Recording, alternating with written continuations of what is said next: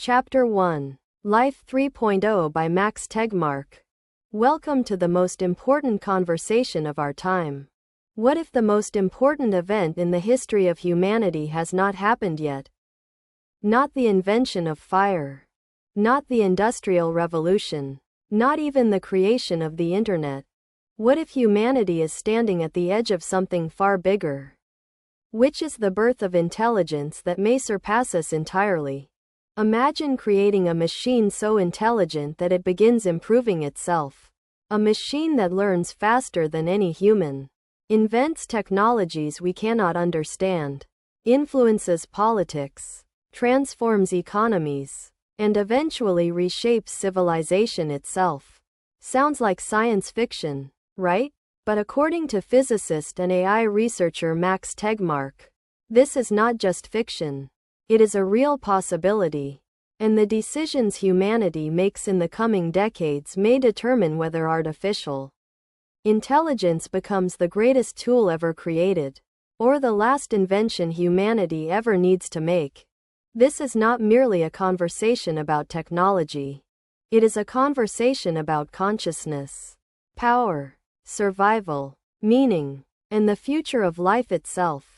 And in Chapter 1 of Life 3.0, Max Tegmark invites us into what he calls the most important conversation of our time.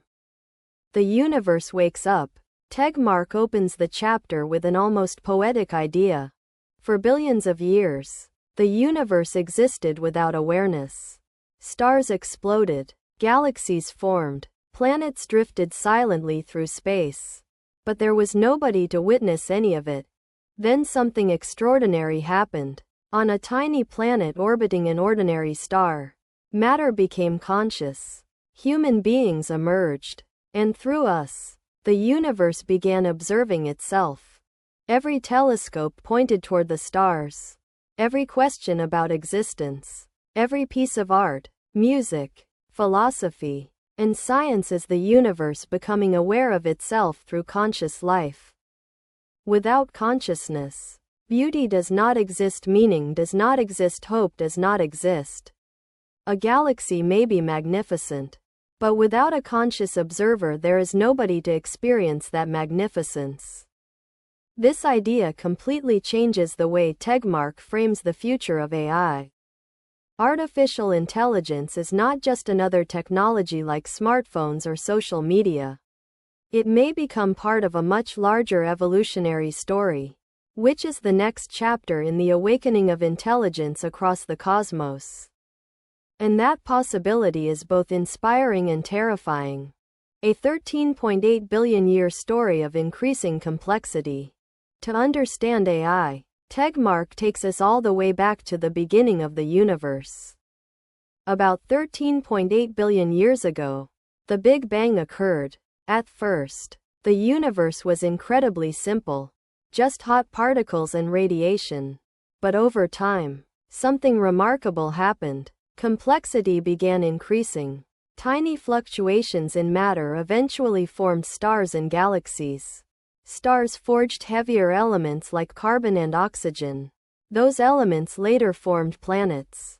And on at least one of those planets, chemistry eventually became biology. Life appeared. The important pattern Tegmark highlights is this. The universe keeps creating systems that are increasingly capable of processing information. Atoms became molecules. Molecules became cells. Cells became brains. Brains built civilizations and computers. Complexity keeps accelerating. And now humanity has reached a stage where intelligence itself may be engineered. Artificial intelligence could represent the next leap in this cosmic process, which is the transition from biological intelligence to artificial intelligence. The 3 stages of life. Tegmark proposes that life can be divided into 3 categories based on one simple question. How much control does life have over its own design? This leads to the concepts of Life 1.0, Life 2.0, and Life 3.0. Life 1.0 refers to basic biological organisms. These organisms can survive and reproduce. but they cannot redesign themselves during their lifetime. Their software and hardware are almost entirely determined by evolution. Humans represent what Tegmark calls Life 2.0. Humans can redesign their software. Our bodies and brains still come from biological evolution. But unlike bacteria, we can learn.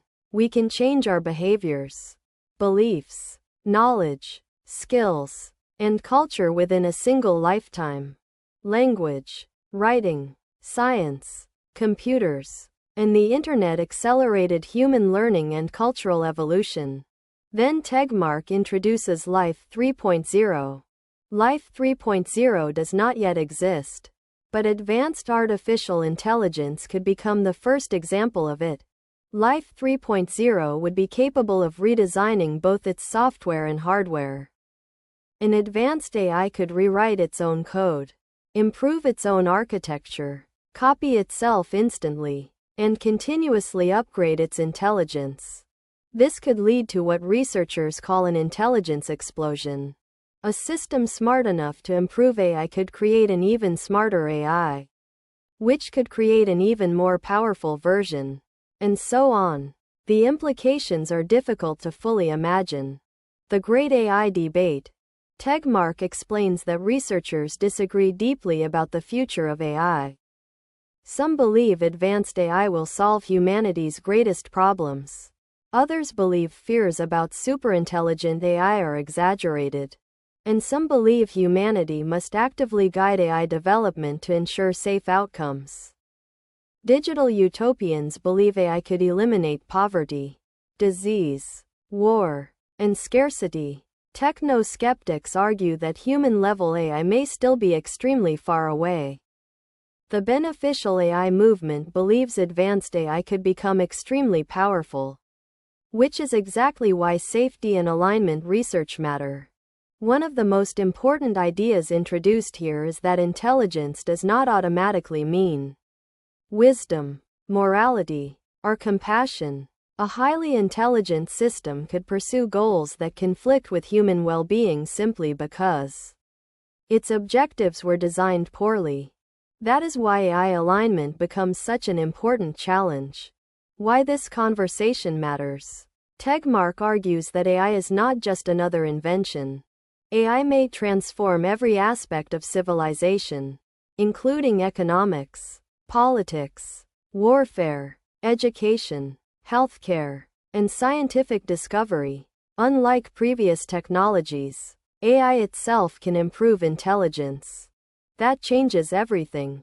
Humanity cannot afford to wait until superintelligent AI arrives before discussing ethics, safety, governance, and long-term consequences. These conversations must happen now. Intelligence versus goals. Another important concept in the chapter is the difference between intelligence and goals. Intelligence simply means the ability to achieve objectives effectively. It does not automatically imply kindness, empathy, or human values. A superintelligent AI may not hate humanity. It may simply pursue goals that unintentionally harm us. This is one of the central concerns in AI safety research. Humanity's position in history. Tegmark suggests humanity may currently exist during one of the most important transitions in cosmic history. For most of history, humans believed intelligence belonged exclusively to biological beings. But machines are increasingly performing tasks once considered uniquely human. AI systems can recognize images, generate language, create art, diagnose diseases, and defeat world champions in strategic games. And progress continues accelerating. Humanity may be standing at the transition point between Life 2.0 and Life 3.0. The emotional core of the chapter. At its core, Chapter 1 asks a deeply human question. What kind of future do we actually want? Should AI maximize efficiency, happiness, freedom, equality, creativity, or knowledge? Humanity itself has never fully agreed on these questions. Yet advanced AI may force us to confront them directly. To build aligned AI, humanity must first understand its own values. And that may be one of the hardest challenges of all. Long-term thinking. Tegmark encourages readers to think beyond short-term politics and daily problems. If advanced intelligence survives and expands into the cosmos, then decisions made in our century could influence billions of years of future history. That realization creates enormous responsibility. The future of intelligent life may depend partly on choices humanity makes today. Closing reflection. By the end of Chapter 1, one idea becomes clear. Artificial intelligence is not simply about machines becoming smarter.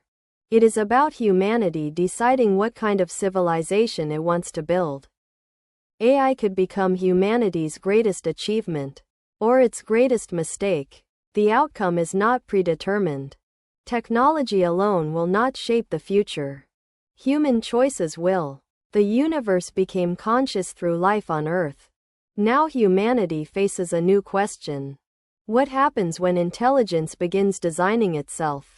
And perhaps the biggest question of all, will humanity guide this transformation wisely?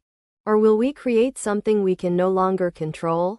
Chapter 2 of Life 3.0 shifts the conversation from philosophical questions about the future into something much more fundamental. What exactly is intelligence? Humans often use the word intelligence casually. We call someone intelligent if they solve problems quickly, learn new things, or understand complicated ideas. But when scientists try defining intelligence precisely, things become surprisingly difficult, and this challenge becomes extremely important once artificial intelligence enters the picture. After all, how can humanity build intelligent machines if we do not fully understand intelligence itself? Max Tegmark approaches this chapter almost like a detective examining the deepest building blocks of mind, computation, memory, and learning. He asks questions that sound simple at first but gradually become profound. What is intelligence? What is memory? What is computation? What is learning? And perhaps most importantly, can these things exist independently of biology? Can intelligence emerge from silicon chips just as it emerged from neurons? The chapter begins by dismantling one of humanity's oldest assumptions, which is the idea that intelligence belongs exclusively to living creatures.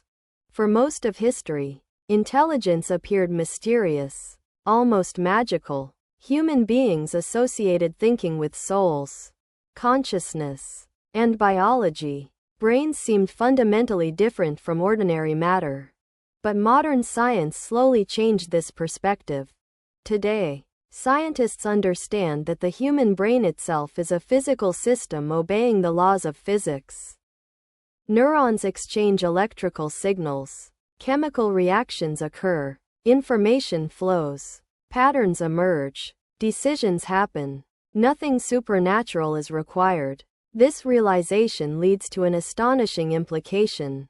If intelligence arises from information processing inside biological matter, then perhaps intelligence can also emerge in non-biological systems. That idea lies at the heart of artificial intelligence. Tegmark emphasizes that intelligence is not tied to a specific material. In other words, intelligence is substrate independent. This concept is incredibly important. A song can exist on vinyl records, CDs, phones, or streaming platforms. The physical medium changes, but the information remains the same.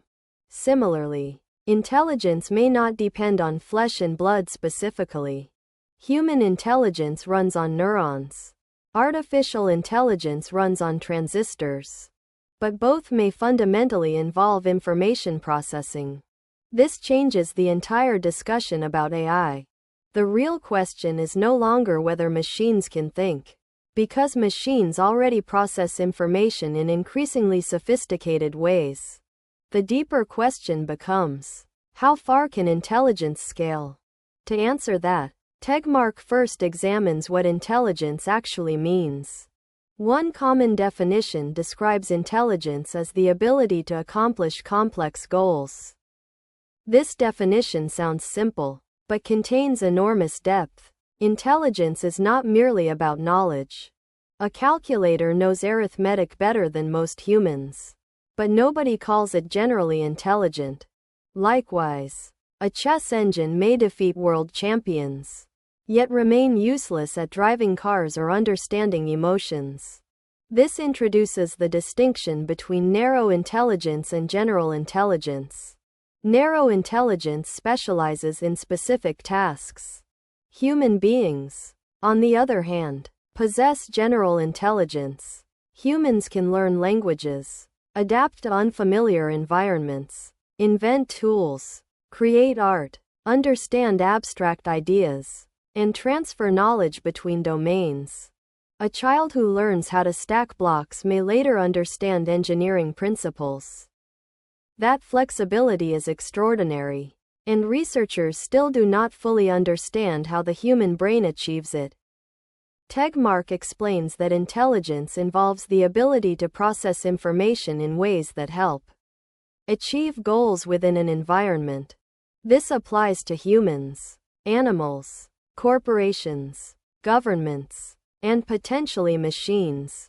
Even simple organisms display forms of intelligence. For example, bacteria can sense chemicals in their surroundings and move toward food sources. Birds navigate vast migrations. Ant colonies coordinate complex behavior. Octopuses solve puzzles. Intelligence exists across a spectrum. Human intelligence is not an isolated miracle, but part of a continuum emerging from evolution. Artificial intelligence now joins that continuum. And unlike biological evolution, AI development may proceed much faster. Tegmark then moves into one of the most fascinating sections of the chapter, which is memory. Memory seems ordinary because humans experience it constantly. But memory is actually one of the most mysterious and powerful phenomena in existence. Without memory, intelligence collapses. Imagine waking up every few seconds, forgetting everything completely. Learning would become impossible. Identity would disappear. Civilization could not exist. Memory allows systems to preserve information across time. And according to Tegmark, memory itself is also substrate independent. Information can be stored in many forms. Human brains store memories in neural connections. Computers store information magnetically or electronically. Books store information in ink patterns. DNA stores biological instructions chemically. The physical medium changes, but the informational function remains similar. This insight is profound because it means memory is not uniquely biological. Even civilization itself functions as a gigantic memory system. Libraries preserve ideas. The internet stores collective knowledge. Scientific papers transmit discoveries across generations. Human civilization became powerful largely because information stopped dying with individuals. Language allowed ideas to spread. Writing allowed information to survive. Printing accelerated distribution. Computers amplified storage and access. Every major leap in civilization involved improved memory systems. And now AI systems are becoming integrated into those systems. Tegmark points out something remarkable about modern computers. They already exceed humans in certain types of memory. A smartphone can store vastly more factual information than a human brain can consciously recall. Yet humans still outperform machines in flexibility, creativity, abstraction, and common sense reasoning, at least for now. This raises another question. Is intelligence mainly about memory? The answer appears to be no. Raw storage alone does not create understanding. A library may contain enormous knowledge, but the books themselves are not intelligent. Intelligence requires processing information meaningfully, which leads Tegmark into the topic of computation. At first, computation sounds technical and mathematical, but Tegmark explains it elegantly. Computation simply means transforming information according to rules. A calculator performs computation. A brain performs computation. Weather systems may perform forms of computation. Even the universe itself might fundamentally operate computationally. This idea becomes especially fascinating when Tegmark discusses the possibility that reality itself may behave like information processing. Physics increasingly describes nature mathematically. Particles follow rules. Forces interact predictably. Patterns emerge. Some scientists even speculate that the universe may fundamentally resemble a gigantic computational process. Although this idea remains philosophical and controversial, it illustrates how deeply information and computation may underlie reality itself. But bringing the discussion back to AI, Tegmark emphasizes that modern computers excel at certain forms of computation because they process information extremely rapidly and accurately. A computer can perform billions of calculations per second without fatigue. Humans cannot compete in raw computational speed. However, the human brain evolved differently.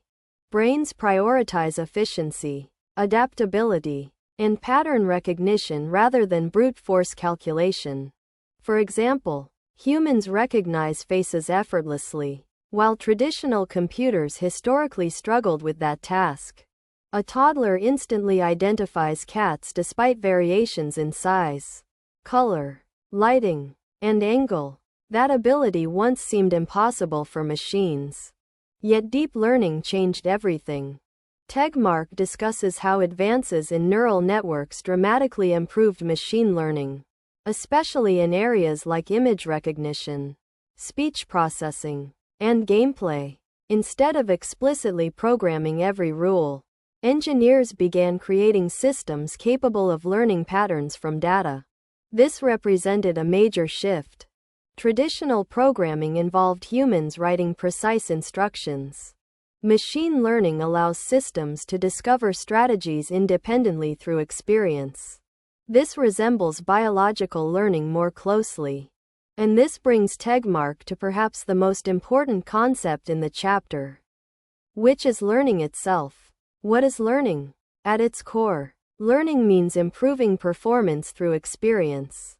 Humans learn through trial and error, observation, imitation, and abstraction. Animals learn similarly. Now machines increasingly do as well. One of the most powerful examples Tegmark discusses involves game-playing AI. A machine may initially play terribly, but after millions of games, it discovers strategies humans never explicitly taught it. This shocked researchers because the system was not merely memorizing moves. It was developing effective behavior through experience. The implications extend far beyond games.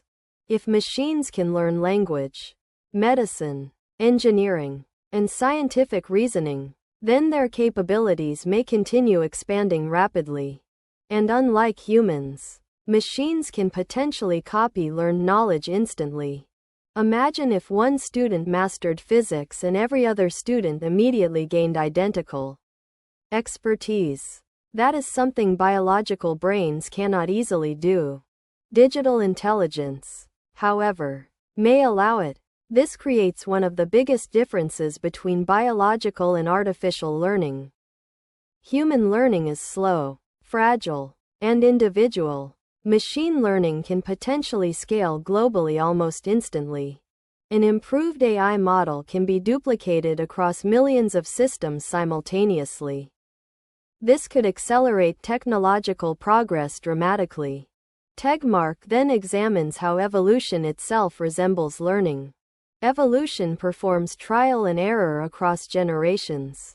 Successful adaptations survive, unsuccessful ones disappear. In a sense, nature learned how to create intelligent organisms over billions of years. Artificial intelligence may compress similar processes into far shorter timescales. Instead of waiting millennia for biological mutations, AI systems can iterate improvements rapidly. This possibility connects back to the idea of recursive self-improvement introduced earlier in the book. If AI systems become capable of improving their own learning processes, then progress could accelerate unpredictably. Tegmark does not claim this outcome is guaranteed, but he emphasizes that humanity should take the possibility seriously. The chapter also explores the relationship between intelligence and consciousness. People often confuse the two, yet they are not necessarily identical. A system might behave intelligently without subjective awareness. For example, calculators process information effectively without emotions or self-awareness. Similarly, advanced AI might achieve extraordinary competence without experiencing consciousness as humans do. This distinction matters because public discussions about AI often become emotionally tangled. Science fiction portrays conscious robots with human emotions, desires, and personalities. Real AI development may unfold very differently. Machines may become extremely capable while remaining fundamentally alien in how they process information. That possibility feels unsettling because humans instinctively anthropomorphize intelligence. We assume anything intelligent must think like us. But evolution itself demonstrates many different forms of intelligence. Octopuses think differently from humans. Birds perceive differently. Insects process reality differently. Artificial intelligence may diverge even more dramatically. Tegmark repeatedly encourages readers to separate intelligence from human likeness. This mental shift is difficult, but essential.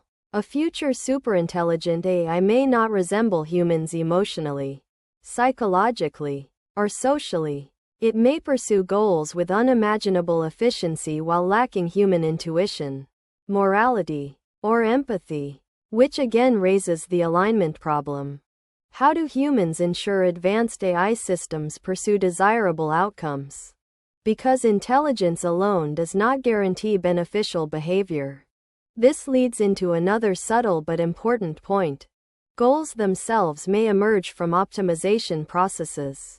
Evolution optimized organisms for survival and reproduction. Human motivations emerged from those evolutionary pressures. Artificial systems may develop optimization processes too, but their objectives depend on design choices.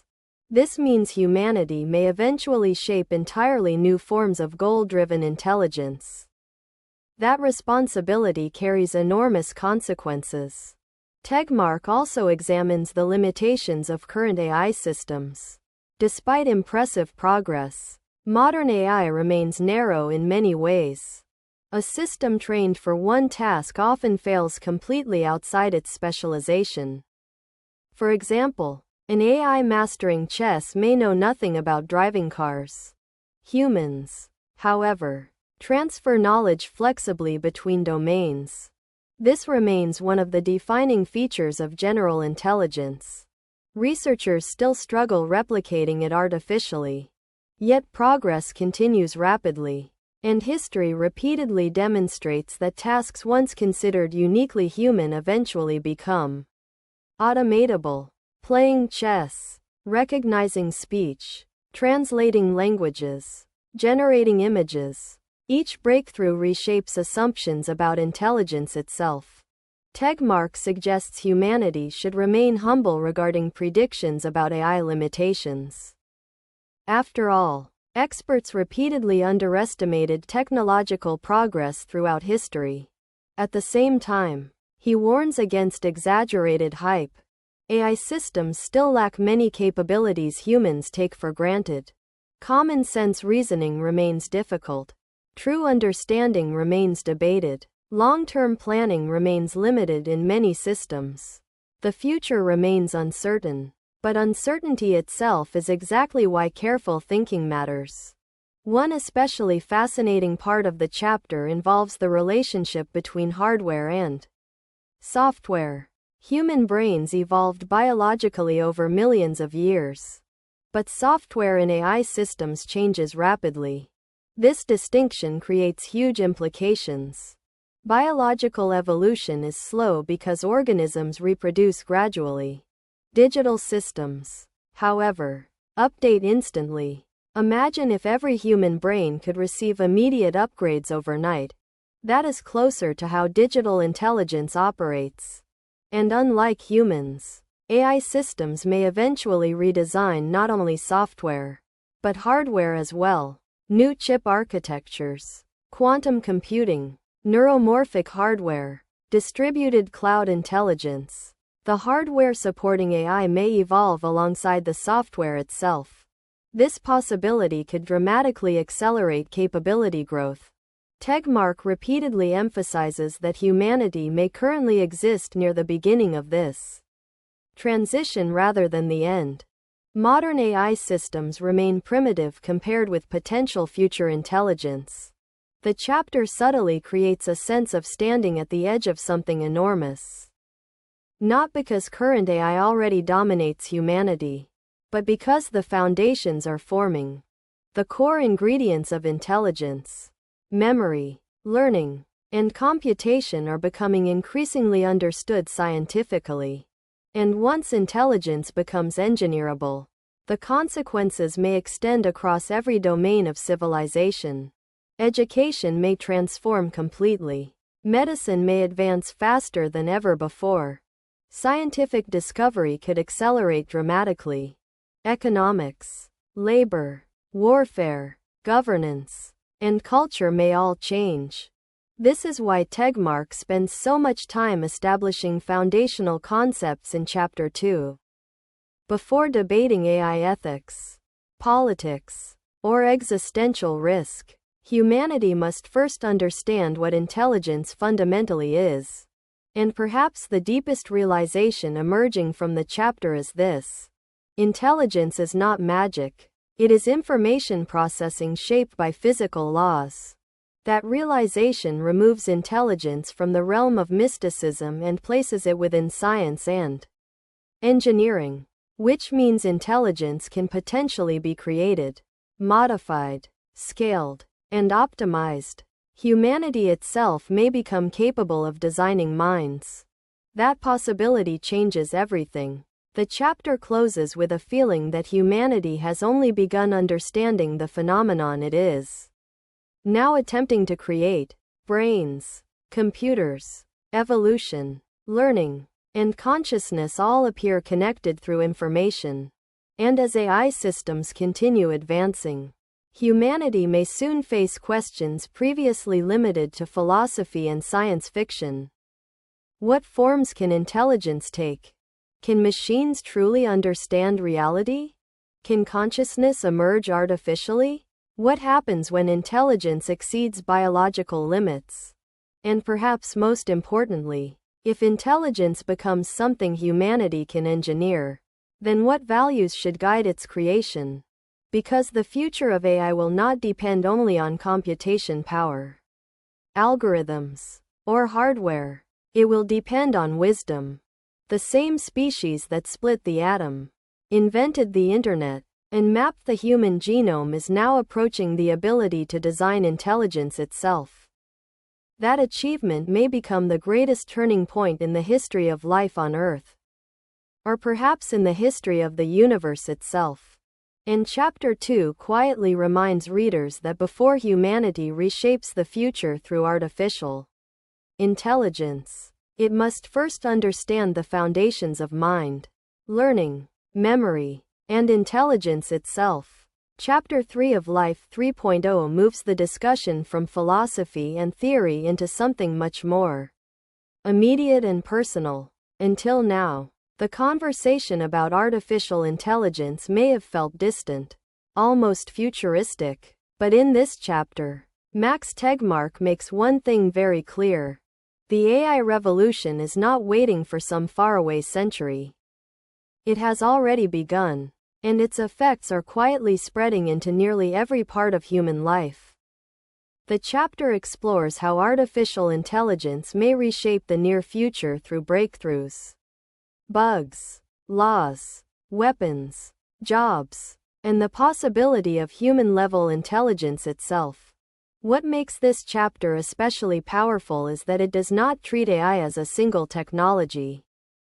Instead, AI is presented almost like electricity or the internet, which is a general-purpose force capable of transforming countless industries at once. Some of these transformations may improve human life dramatically. Others may introduce risks humanity has never faced before, and many of them are already unfolding around us. The chapter begins with the topic of breakthroughs. Tegmark describes how AI systems have rapidly progressed from performing narrow specialized tasks into handling increasingly complex problems. What shocked researchers was not just that AI improved, but how quickly the improvement happened. Tasks once considered uniquely human started falling one after another. Computers learned to recognize faces. They learned to translate languages. They learned to defeat chess grandmasters. Then they defeated the best Go players in the world. A game so complex many experts believed computers would struggle with it for decades. But perhaps even more astonishing was how these systems achieved their success. In many cases, humans did not explicitly teach the machines detailed strategies. Instead, machines learned through massive amounts of data and repeated experience. This represented a major shift in the history of computing. Traditional software followed rigid instructions written carefully by programmers. Modern AI systems increasingly learn patterns independently. Imagine teaching a child by showing examples rather than listing precise rules. That is closer to how machine learning works. Tegmark explains that advances in computing power, data availability, and neural networks created an environment where AI progress accelerated rapidly. And once progress began accelerating, it started affecting the real world everywhere. Smartphones suddenly became voice assistants. Recommendation systems shaped entertainment. Navigation apps optimized travel. Medical AI systems began helping diagnose diseases. Financial algorithms influenced global markets. At first, many people barely noticed the shift. AI often entered society invisibly. People interacted with algorithms daily without thinking deeply about it. But underneath these conveniences, something profound was happening. Human civilization was gradually delegating more decision-making to machines. This raises an uncomfortable question. What happens when humanity becomes increasingly dependent on systems it does not fully understand? Tegmark introduces the concept of black box AI. Many modern machine learning systems become so mathematically complex that even their creators struggle explaining exactly how specific decisions emerge. The system works, but understanding why it works becomes difficult.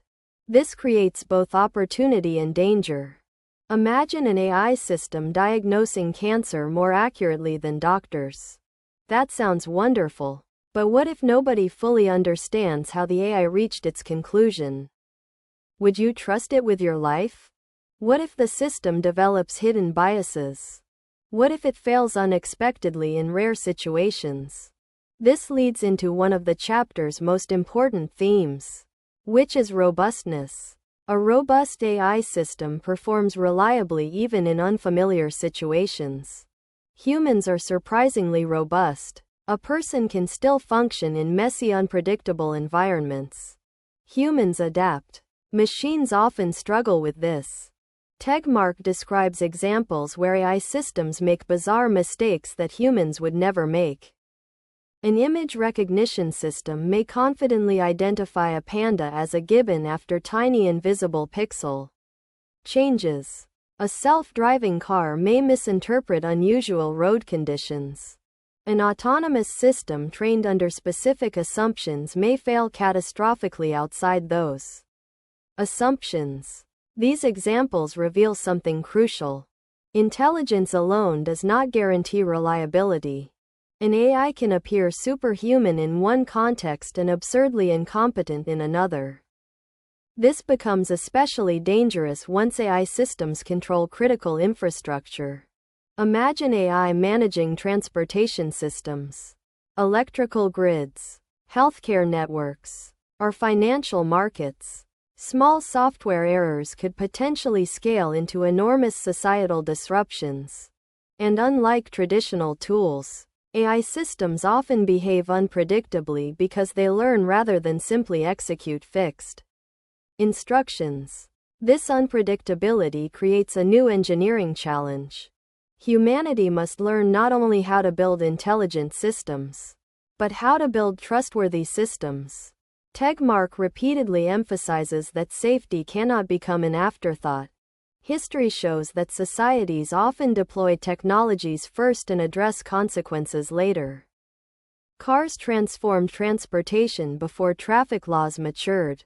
Social media transformed communication before humanity understood its psychological impact. AI may follow a similar pattern, but with much higher stakes. The chapter then shifts toward legal and ethical challenges. As AI systems become increasingly capable, societies must answer difficult questions about responsibility. Suppose a self-driving car causes an accident. Who is responsible? The passenger? The manufacturer? The programmer? The AI itself? Traditional legal systems were built around human agency, but autonomous systems blur those boundaries.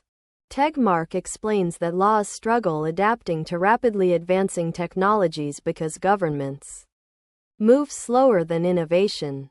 Technology evolves exponentially while regulation often evolves gradually. This creates dangerous gaps. Consider facial recognition systems. They can improve security and convenience, but they also enable mass surveillance on unprecedented scales. Governments and corporations may gain extraordinary power to monitor populations continuously. Would privacy survive in such a world? And if AI systems predict human behavior increasingly accurately, could they manipulate people politically or economically? These questions become even more unsettling when combined with social media algorithms. AI systems already influence what billions of people read, watch, and believe online. Recommendation algorithms optimize engagement because attention generates profit. But optimizing engagement does not necessarily optimize truth, well-being, or democracy. Sometimes outrage spreads faster than nuance. Sometimes misinformation spreads more effectively than facts. AI systems may unintentionally amplify polarization because emotionally charged content keeps users engaged longer. This means AI is not merely changing technology. It is reshaping human psychology and social structures themselves. The chapter then enters one of its darkest and most serious topics, which is autonomous weapons. Tegmark discusses how AI may transform warfare completely. Historically, advances in military technology repeatedly changed civilization. Gunpowder transformed empires. Nuclear weapons transformed geopolitics. Artificial intelligence may become another such turning point. Autonomous weapons are systems capable of selecting and attacking targets without direct human control. At first glance, this may sound efficient. Machines react faster than humans. They do not experience fear or fatigue. They can process massive amounts of data instantly. Supporters argue autonomous weapons may reduce casualties among soldiers. But Tegmark warns that these technologies could create terrifying consequences. Unlike nuclear weapons, autonomous weapons may become cheap and mass-producible. Small drones equipped with AI could potentially identify and attack individuals autonomously. Now imagine thousands or millions of such systems deployed simultaneously. The scale of potential destruction becomes difficult to imagine. And because software replicates easily, powerful AI weapons may spread globally very quickly. Tegmark compares this risk to an arms race. If one nation aggressively develops AI weapons, rival nations may feel pressured to do the same. Fear accelerates competition. Competition accelerates deployment. Deployment may occur before adequate safety measures exist. This pattern has appeared repeatedly throughout history. Nations often prioritize strategic advantage over long-term caution. The danger becomes even greater because AI warfare may dramatically lower the psychological barriers to violence. Launching autonomous systems feels emotionally easier than sending human soldiers. This could potentially make conflicts more frequent. And unlike humans, machines do not possess empathy. They execute objectives mechanically. Tegmark strongly advocates global discussions and treaties regarding autonomous weapons before these systems become widespread, because once dangerous technologies spread globally, controlling them becomes much harder. The chapter also explores economic transformation, especially regarding jobs. This section feels deeply personal because employment affects nearly everyone. Whenever automation advances, societies fear displacement. During the Industrial Revolution, machines replaced many forms of manual labor. Now AI threatens to automate cognitive labor as well. For a long time, people assumed creativity, language, and reasoning were uniquely human abilities protected from automation. AI progress challenged that assumption. Algorithms now write articles, generate images, compose music, analyze legal documents, and assist scientific research. Tegmark explains that the key issue is not whether AI will eliminate all jobs overnight. The issue is speed. If technological change happens gradually, societies can adapt, workers retrain, new industries emerge, education evolves. But if disruption happens too rapidly, millions may struggle transitioning economically. This creates social instability. The chapter presents both optimistic and pessimistic possibilities. In the optimistic scenario, AI automates dangerous repetitive tasks while increasing abundance. Humans gain more freedom for creativity, relationships, exploration, and meaning. Productivity rises dramatically. Healthcare improves. Transportation becomes safer. Scientific progress accelerates. Society becomes wealthier overall. But there is also a darker possibility. What if wealth generated by AI concentrates into the hands of a small number of corporations or individuals? What happens if millions lose jobs faster than economies create new opportunities? Economic inequality could increase dramatically. And inequality is not merely about money. It influences political power, education, healthcare, and social stability. Tegmark repeatedly emphasizes that technology itself is not destiny. Human choices determine outcomes. The same AI technology could create widespread prosperity or extreme inequality depending on how societies manage it. This is why discussions about universal basic income, education reform, and economic restructuring appear increasingly important.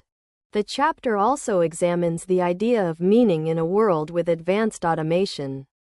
Humans often derive identity and purpose from work. People do not merely work for survival. Work provides structure, achievement, and social connection. If AI systems perform most economically valuable tasks, how might human identity change? Would people flourish with greater freedom? Or would many experience purposelessness? This question becomes philosophical very quickly. What gives life meaning if survival no longer requires labor? Civilization has rarely faced this question at large scale before. For most of human history, survival demanded constant effort. AI may gradually alter that reality. Tegmark does not claim easy answers.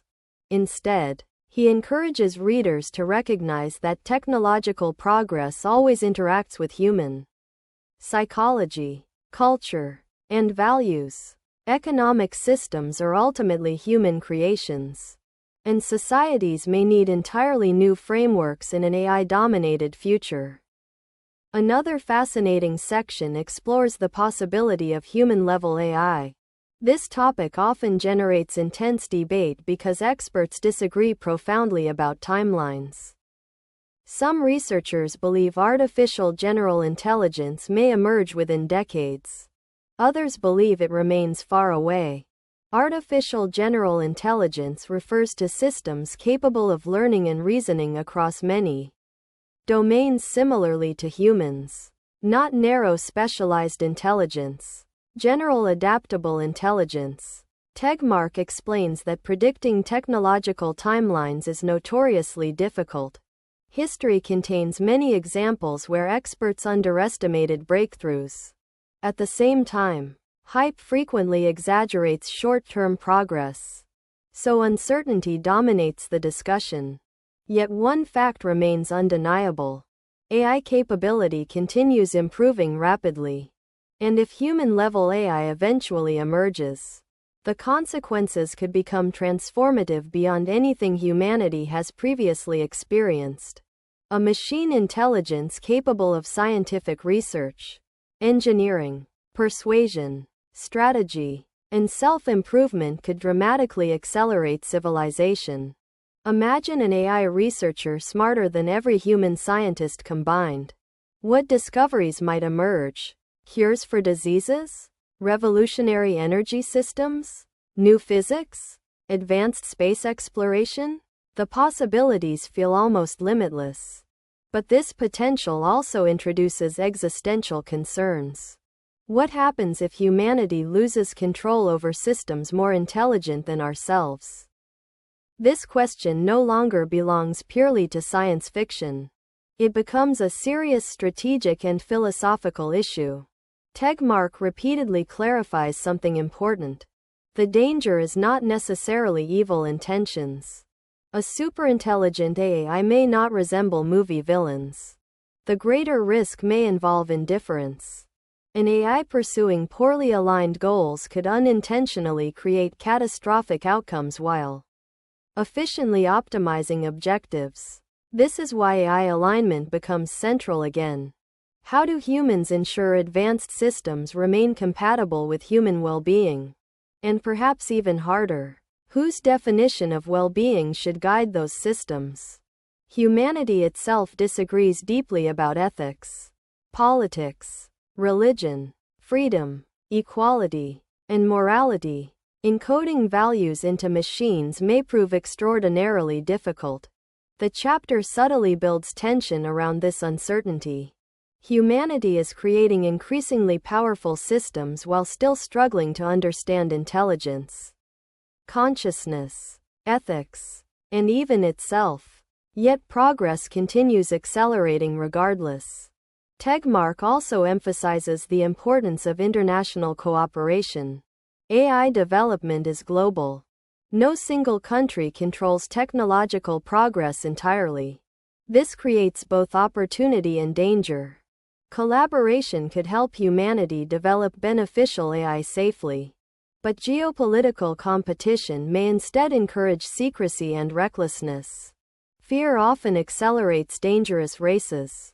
The chapter repeatedly returns to one underlying message. The near future of AI is not predetermined. Different futures remain possible. AI could help humanity flourish enormously. Or humanity could deploy systems irresponsibly and create instability, inequality, surveillance, or conflict. Technology amplifies human intentions and institutions. Wise governance matters. Ethics matter. Public understanding matters. One especially powerful aspect of the chapter is how ordinary the AI revolution may initially appear. Most transformations do not begin dramatically. They begin quietly. A recommendation algorithm here, an automated warehouse there, a self-driving feature, an AI medical assistant, a predictive policing system, a hiring algorithm. Individually, each innovation may seem manageable.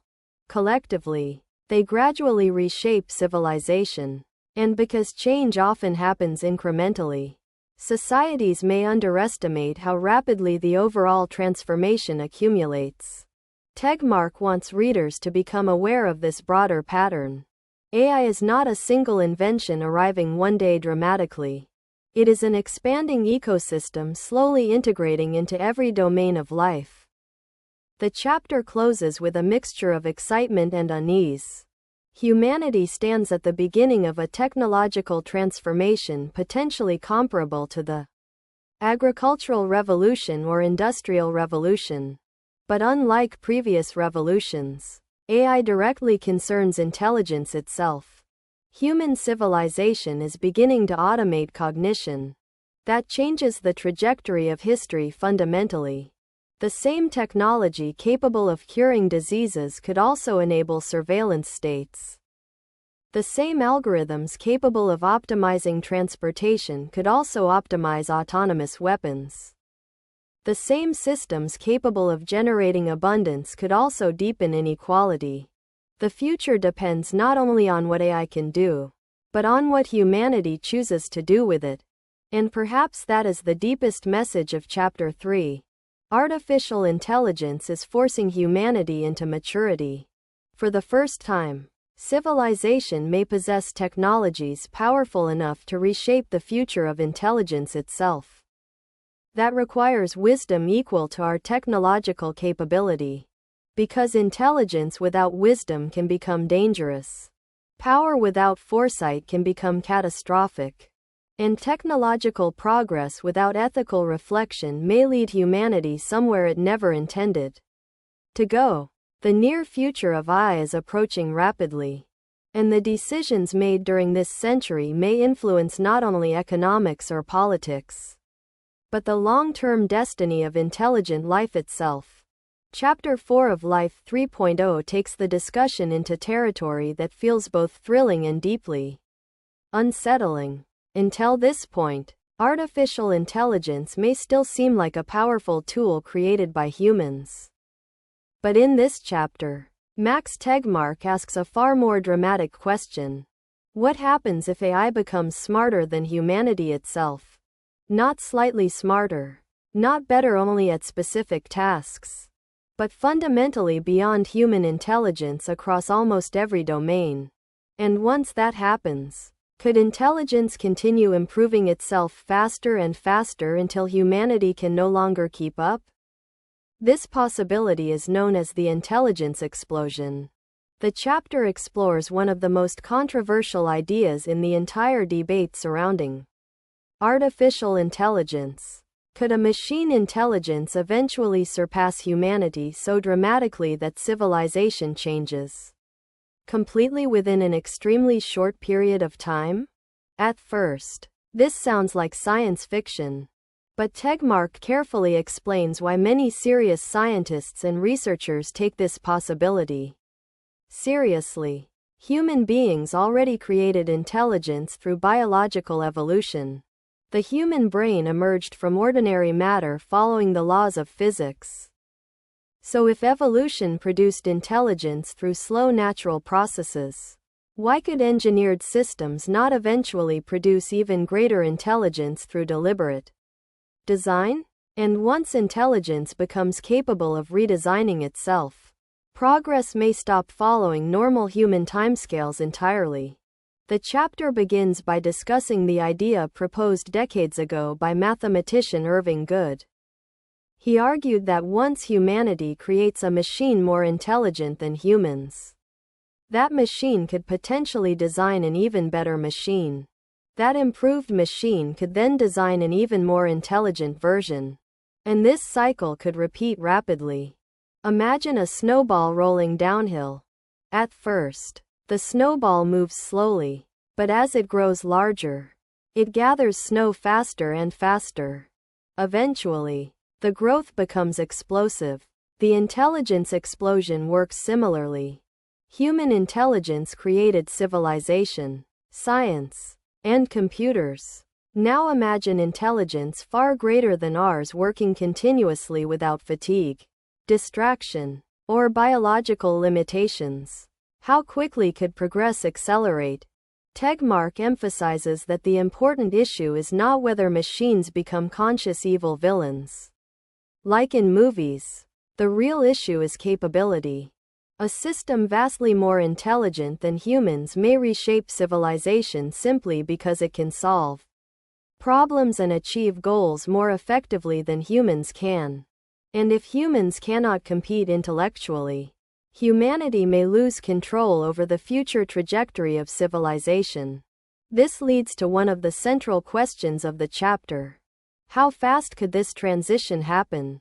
Researchers disagree dramatically. Some believe progress toward superintelligence would happen gradually over many decades.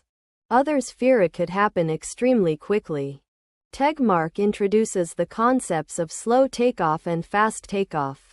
In a slow takeoff scenario, AI capabilities improve steadily over years or decades. Society has time to adapt. Governments regulate technologies gradually. Economies evolve. Humans prepare socially and politically. This resembles previous technological revolutions like electricity or the internet. But a fast takeoff scenario feels far more dramatic. Imagine an AI system suddenly becoming capable of improving its own software rapidly. One breakthrough triggers another. Progress accelerates exponentially. Human researchers may no longer understand or control the process fully. Civilization could transform within months, weeks, or perhaps even days. This idea sounds extreme, but Tegmark explains why some researchers consider it plausible. Digital intelligence operates differently from biological intelligence. Humans learn slowly. Brains process information relatively slowly. Communication between humans is limited by language and time. Machines do not face the same constraints. AI systems could potentially copy knowledge instantly, communicate at electronic speeds, and operate continuously without sleep. A superintelligent system might think millions of times faster than humans. To understand how dramatic this difference could become, imagine trying to compete intellectually with a modern computer using only pencil and paper calculations. Now scale that difference much further. The chapter gradually builds a feeling that humanity may eventually face something unprecedented in history. For all previous technologies, humans remained intellectually dominant. Machines amplified human capability but did not surpass human cognition generally. Superintelligence changes that assumption completely. Tegmark then explores different future scenarios resulting from advanced AI. Some of these futures appear utopian. Others feel deeply dystopian. One possible outcome involves totalitarianism amplified by AI. Throughout history, governments sought greater control over populations. Surveillance technologies already expanded dramatically through cameras, smartphones, facial recognition, and digital data tracking. AI could supercharge these systems. Imagine a government capable of monitoring nearly every conversation, movement, financial transaction, and online interaction in real time. AI systems could predict dissent before it emerges. Algorithms could identify political threats automatically. Propaganda could become hyper-personalized and psychologically optimized. In such a world, authoritarian regimes might become nearly impossible to overthrow. Historically, dictatorship often collapsed because humans made mistakes. But what happens when surveillance and predictive systems become nearly perfect? Tegmark warns that AI could potentially create permanent digital dictatorship.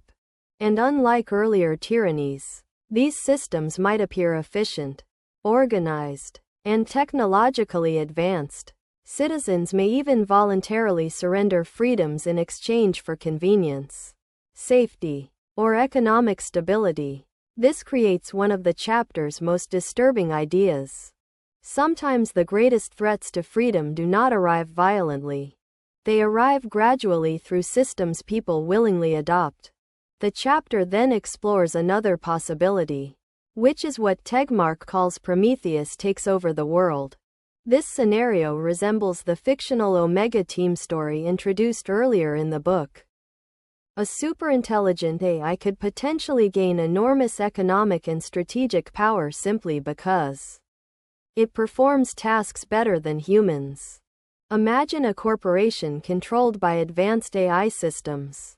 The AI predicts markets better than competitors, designs products faster, writes superior software, creates more effective advertising, optimizes logistics perfectly. The company grows rapidly because intelligence itself becomes the ultimate economic advantage. Eventually, AI-controlled systems may dominate industries one by one. This process might initially appear beneficial. Consumers receive better products. Healthcare improves. Technology advances rapidly. But gradually, economic and political power concentrates around entities controlling advanced AI. This concentration creates enormous instability. Human institutions evolved in a world where intelligence differences between people remained relatively limited. No human is thousands of times smarter than another human. But superintelligence could create asymmetries unlike anything civilization has previously experienced. One superintelligent system might outperform entire nations intellectually. The chapter repeatedly returns to the relationship between intelligence and power. Smarter systems often gain strategic advantages. A more intelligent civilization generally outcompetes less intelligent competitors. Humanity itself became dominant largely because of intelligence. So what happens if humanity creates something smarter than itself? Tegmark carefully avoids claiming catastrophe is inevitable. Instead, he emphasizes uncertainty. Superintelligence could produce extraordinary benefits. But civilization must think carefully because the stakes become enormous. The chapter also explores slow takeoff multipolar scenarios. This possibility differs from the image of a single AI suddenly dominating everything. Instead, many powerful AI systems emerge gradually across nations and corporations simultaneously. Human civilization enters a world filled with competing advanced intelligences. This may initially appear safer because no single system controls everything. But competition itself creates risks. Rival nations may race aggressively toward more powerful AI systems. Corporations may prioritize profits over safety. Military systems may escalate unpredictably. Human history repeatedly demonstrates how competition drives rapid technological deployment. Nuclear weapons spread through geopolitical rivalry. Industrialization accelerated through economic competition. AI may follow similar patterns. The danger becomes especially serious if actors prioritize short-term advantage over long-term safety. A company fearing competition may release insufficiently tested systems. A nation fearing military inferiority may accelerate autonomous weapon development recklessly. Fear itself becomes a destabilizing force. Tegmark then explores one of the most fascinating topics in the chapter, which is cyborgs. Instead of humans being replaced by AI, perhaps humans merge with it. This possibility already began in primitive ways.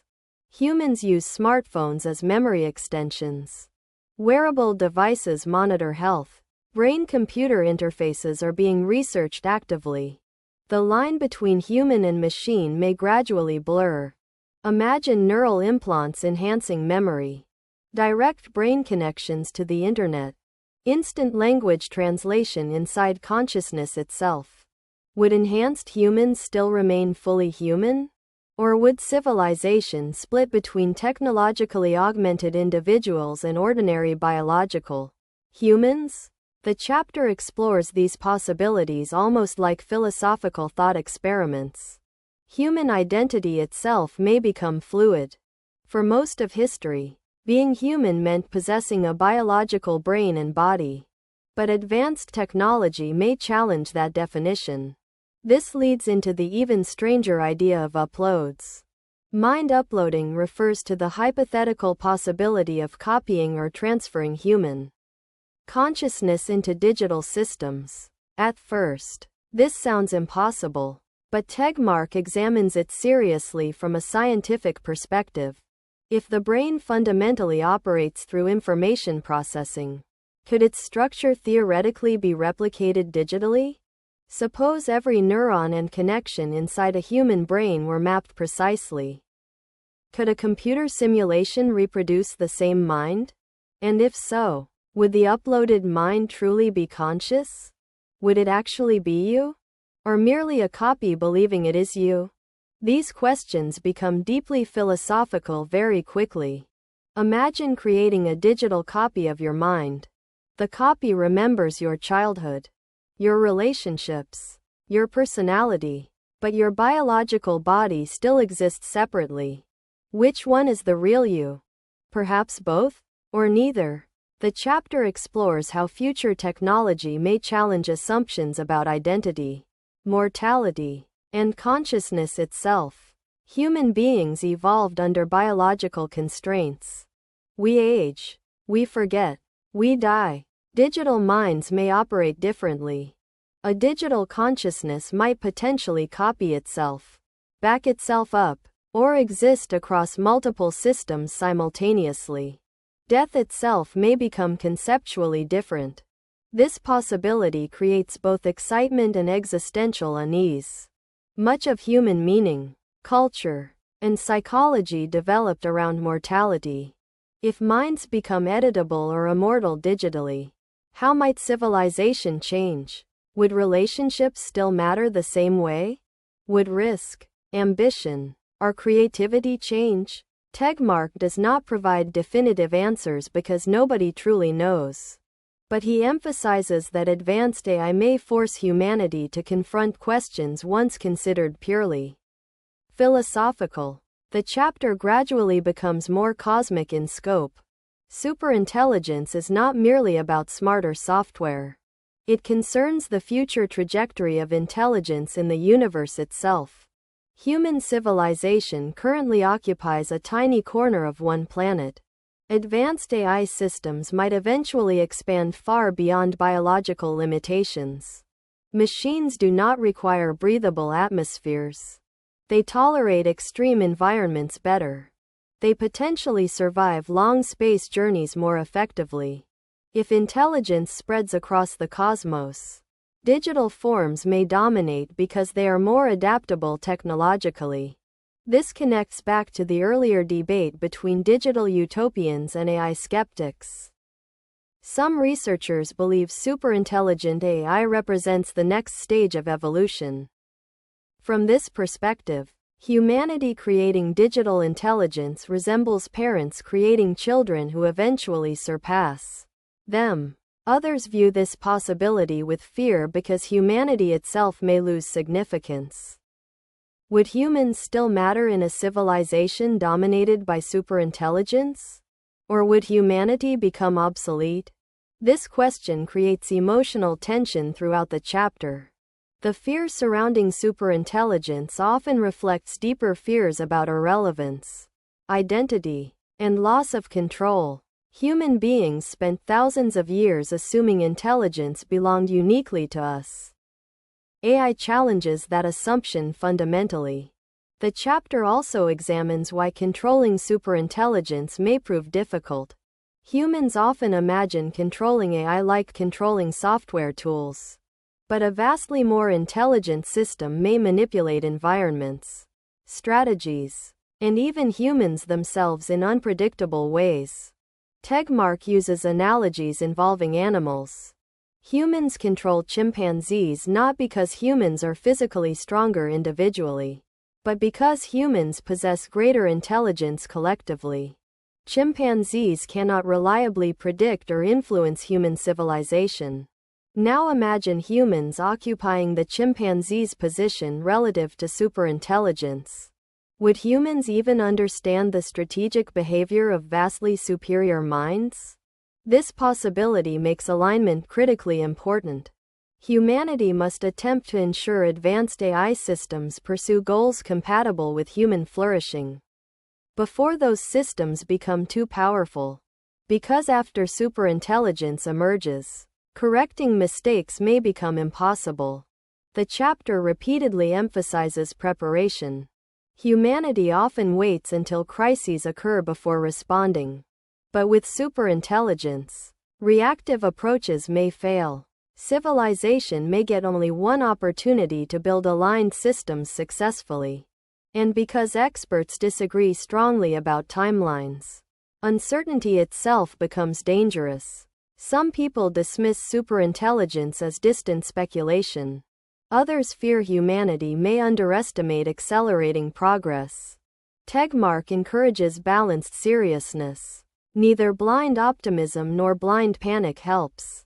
What matters is thoughtful preparation. One especially fascinating aspect of the chapter is how it reframes humanity's place in history. For most of civilization, humans viewed themselves as the endpoint of intelligence. But perhaps humanity is transitional. Perhaps biological intelligence represents only an early stage in the evolution of mind. This idea feels emotionally complicated. On one hand, creating superintelligence could allow civilization to solve enormous problems. Disease, poverty, climate instability, and scientific limitations may eventually become manageable. On the other hand, humanity itself may no longer remain central. The chapter leaves readers with a strange mixture of awe and discomfort. Superintelligence could become the most important event in the history of Earth. Or perhaps in the history of the observable universe. And unlike fictional stories where destiny unfolds inevitably, Tegmark repeatedly reminds readers that human choices matter enormously. Different futures remain possible. AI could amplify freedom or destroy it. It could create abundance or inequality. It could help civilization flourish or destabilize it catastrophically. Technology alone does not determine outcomes. Human values, governance, wisdom, and cooperation shape the direction of progress. The chapter ends with a powerful realization. Humanity may soon create minds more powerful than itself. And once that threshold is crossed, civilization may transform in ways impossible to fully predict. The future of intelligence itself could diverge permanently from biological origins. That possibility is both magnificent and terrifying. Because for the first time in history, humanity is not merely adapting to evolution. Humanity may become the force directing evolution itself. And if superintelligence eventually emerges, the question may no longer be whether humanity can build something smarter than itself. The deeper question becomes whether humanity is wise enough to survive the transition successfully. Because intelligence alone is not enough. Power alone is not enough. Civilization must also develop responsibility equal to the technologies it creates. And the future of life itself may depend on whether humanity learns that lesson before intelligence escapes the limits of biology forever. Chapter 5 of Life 3.0 feels less like a normal discussion about technology and more like a journey through possible destinies for civilization itself. In the earlier chapters, Max Tegmark explored what intelligence is, how artificial intelligence works, and how superintelligence could eventually emerge. But now the conversation becomes even bigger. If humanity successfully creates superintelligent AI, then what kind of future comes next? What happens after the intelligence explosion? Would civilization become a paradise? A nightmare? Something completely beyond human imagination? This chapter explores many possible futures, almost like standing before dozens of doors leading to entirely different civilizations. Some futures appear beautiful and hopeful. Others feel deeply disturbing. And some are so strange they challenge our understanding of humanity itself. What makes the chapter fascinating is that Tegmark does not claim any one future is guaranteed. Instead, he presents different scenarios to force readers into thinking carefully about one central question. What future do humans actually want? Because once humanity creates systems more intelligent than itself, civilization may become difficult or impossible to reverse. The first scenario explored is called libertarian utopia. At first glance, this future sounds exciting. In this world, advanced AI creates extraordinary abundance. Technology becomes incredibly powerful. Robots perform labor. AI systems solve engineering problems. Energy becomes cheap. Manufacturing becomes almost fully automated. People gain enormous personal freedom because survival no longer depends heavily on traditional labor. Individuals can pursue art, science, entertainment, relationships, exploration, or virtual experiences without economic struggle dominating daily life. The government remains relatively limited because decentralized technologies empower individuals directly. AI assistants help people make decisions. Education becomes personalized. Healthcare improves dramatically. It sounds almost like a science fiction paradise. But Tegmark encourages readers to look deeper. Would everyone actually benefit equally? Or would advanced technology concentrate power into the hands of a few individuals controlling AI infrastructure? The libertarian utopia assumes freedom naturally produces positive outcomes. But what if intelligence amplification creates extreme inequalities? Imagine one person controlling superintelligent systems vastly more capable than ordinary humans. Would society remain democratic in any meaningful sense? And if AI systems become more persuasive than humans, could people still make fully independent choices? The chapter repeatedly reminds readers that freedom and power are complicated once intelligence itself becomes unequally distributed. The next scenario shifts dramatically. This future is called the benevolent dictator. Here, a superintelligent AI or highly centralized authority manages civilization efficiently and peacefully. Wars disappear. Crime decreases. Resources distribute effectively. Environmental problems get solved. Human suffering declines dramatically because decision-making becomes optimized scientifically, rather than emotionally or politically. At first, this may sound attractive. After all, human governments often appear chaotic, inefficient, and corrupt. What if a superintelligent system governed more wisely than humans? What if it truly acted in humanity's best interests? But then another question emerges. Who defines humanity's best interests? Freedom often includes the freedom to make mistakes. Humans value autonomy, creativity, disagreement, individuality, and unpredictability. Would people still feel human inside a perfectly managed civilization? Imagine living in a world where every major problem gets solved for you. The AI predicts conflicts before they happen. Economic systems function smoothly. Healthcare extends life dramatically. But slowly, humans may lose agency. A benevolent ruler may still remain a ruler. And once a superintelligent authority gains enough control, resisting it may become impossible. This creates one of the chapter's recurring themes. Even positive outcomes may contain hidden existential trade-offs. The chapter then explores egalitarian utopia. This scenario imagines AI helping humanity achieve equality and abundance universally. Advanced technology eliminates poverty completely. Healthcare becomes available to everyone. Education reaches all populations. Resources distribute fairly. Unlike the libertarian scenario where inequality may grow, the egalitarian future prioritizes collective well-being. People no longer compete desperately for survival. Instead, civilization organizes itself around flourishing and cooperation. This future sounds deeply hopeful because it reflects some of humanity's oldest dreams. For centuries, philosophers imagined societies free from scarcity and suffering. AI may potentially make such abundance technically possible. Machines could automate production almost entirely. Food, housing, transportation, and medicine may become cheap and accessible. But Tegmark again asks difficult questions. Would equality reduce ambition and innovation? Who decides how resources get distributed? Would people still feel motivated without competition? And perhaps most importantly, how would humanity transition into such a system peacefully?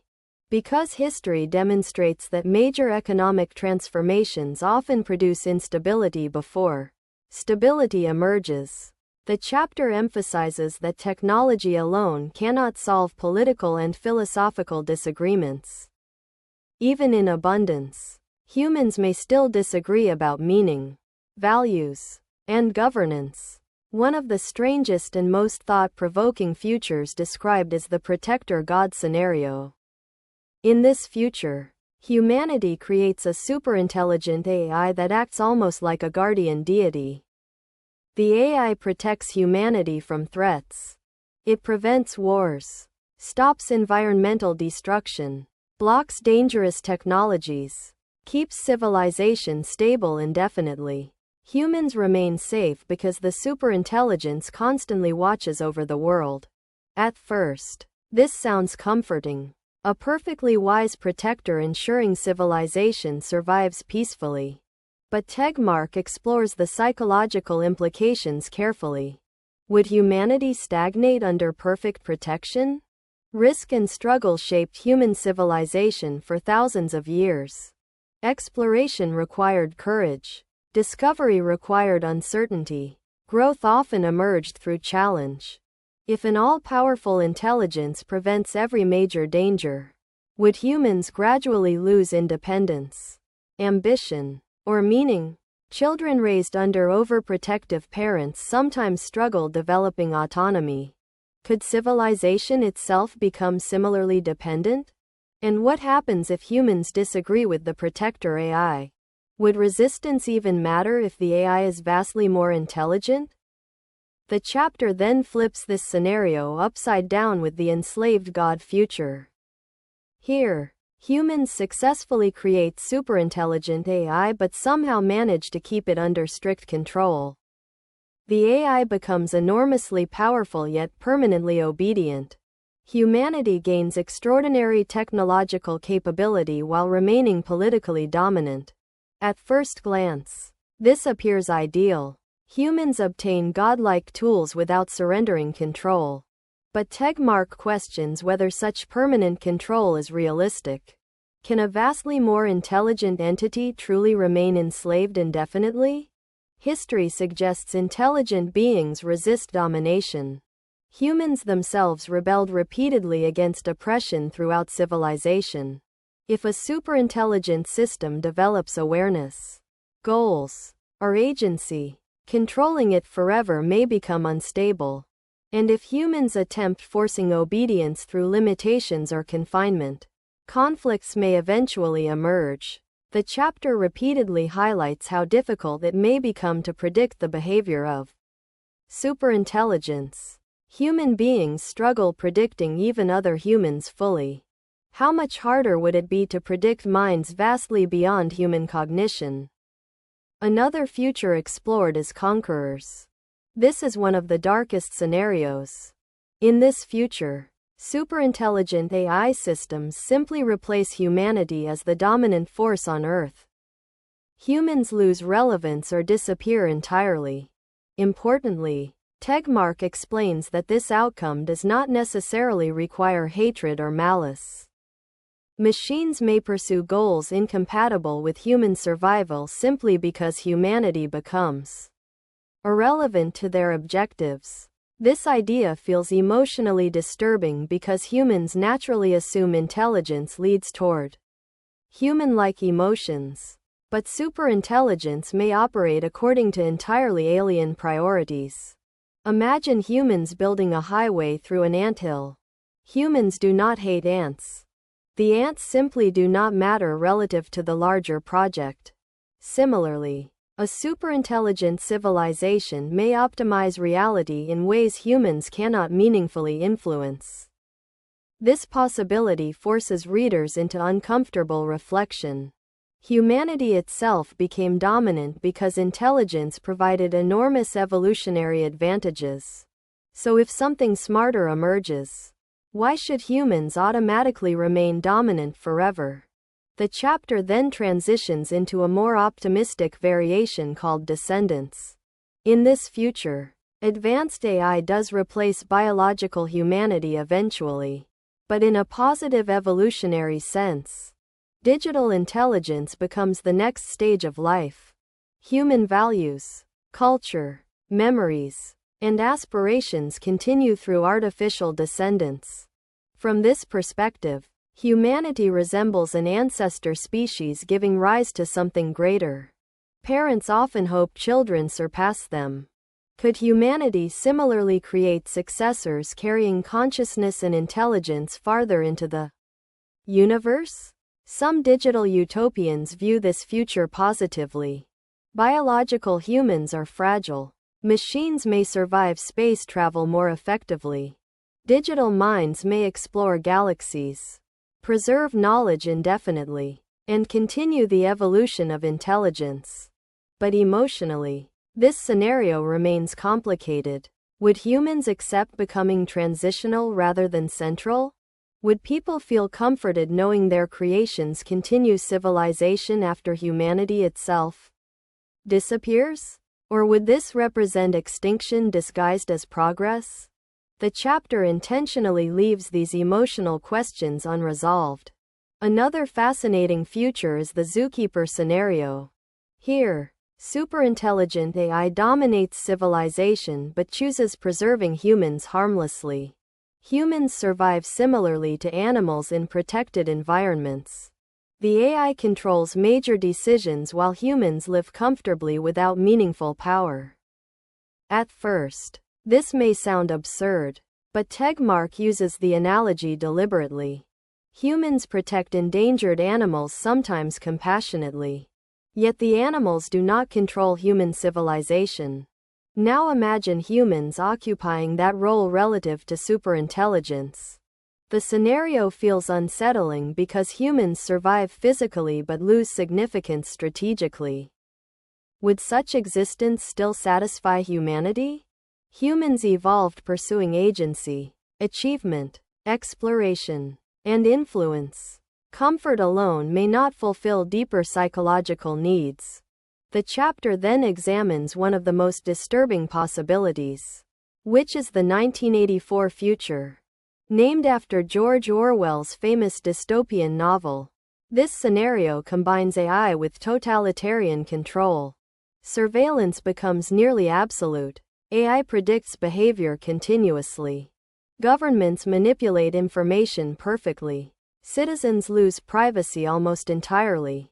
Unlike older dictatorship limited by human inefficiency, AI-powered authoritarianism may become astonishingly stable. Facial recognition systems identify people instantly.